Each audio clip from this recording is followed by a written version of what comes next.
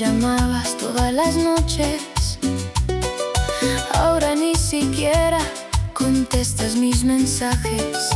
Antes te acordabas hasta de mis citas médicas.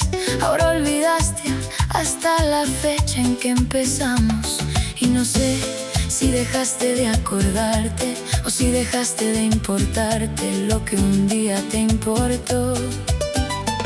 Sigo esperando que recuerdes algo, lo que sea, para saber que todavía cuento. Se te olvidó la fecha en que empezamos a querernos. Se te olvidó, sí, se te olvidó. Y hoy entendí que yo también me estaba olvidando de mí. Ya no llamas todas las noches, ya no preguntas cómo me fue, ya no recuerdas nuestras fechas. Y yo aprendí a recordarlas solo para mí. Le pregunté a tu hermana si sabías qué día era hoy. Me dijo que ni idea, que tú andas ocupado en otra cosa. No me sorprendió, ya me lo esperaba. Solo confirmé lo que hace tiempo ya sabía.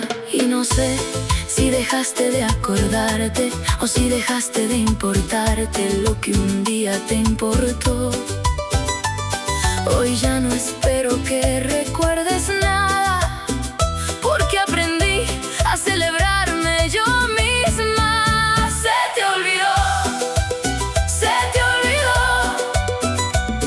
la fecha en que empezamos a querernos. Se te olvidó, sí, se te olvidó.